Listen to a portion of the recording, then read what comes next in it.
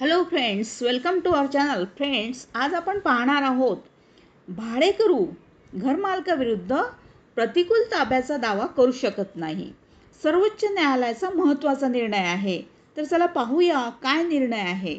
तर भाडेकरू त्यांच्या घरमालकांविरुद्ध प्रतिकूल ताब्याचा दावा करू शकत नाहीत, कारण त्यांचा ताबा मूलतः परवानगीवर आधारित आहे, असे निरीक्षण माननीय सर्वोच्च न्यायालयाने नोंदवले आहे. आता का नोंदवले आहेत ते आपण पाहूया. तर मान्य न्यायमूर्तींच्या खंडपीठाने अलाहाबाद उच्च न्यायालयाच्या निर्णयाला आव्हान देणाऱ्या याचिकेवर निर्णय देत अलाहाबाद उच्च न्यायालयाने मालकी मीन्स ताब्याचा दावा करणारी वेळ प्रतिबंधित याचिका फेटाळली होती. वादीने 1966 मध्ये अंमलात आणलेल्या नोंदणीकृत विक्री कराराद्वारे मीन्स सेल डीड हक्क सांगितला आणि विक्री करारानुसार घरावर ताबा मिळाल्याचा दावा केला होता. आता 1975 मध्ये प्रतिवादींनी बांधकामात अडथळा आणल्याने फिर्यादीने दावा दाखल केला होता.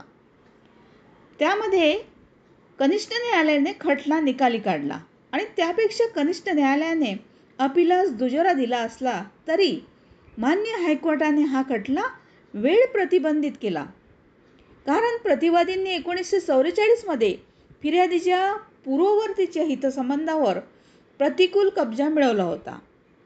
हा निष्कर्ष चुकीचा असल्याचे नमूद करून माननीय सर्वोच्च न्यायालयाने प्रतिवादी हे भाडेकरू होते आणि त्यामुळे त्यांचा ताबा परवानगीवर आधारित होता. त्यांनी 1944 पासून कोणत्याही प्रतिकूल ताब्याचा दावा करण्याचा प्रश्नच उद्भवत नाही, असे म्हटले आहे. आता माननीय न्यायालय पुढे म्हणाले, आमच्या विचारात वादी अपीलकर्त्यांना 21/1/1966 रोजी नोंदणीकृत विक्री करारांतर्गत त्यांची मालकी मिळाली. आता प्रतिवादी विरुद्ध ताब्यासाठीचा वाद केवळ त्या तारखेनंतर उद्भवला.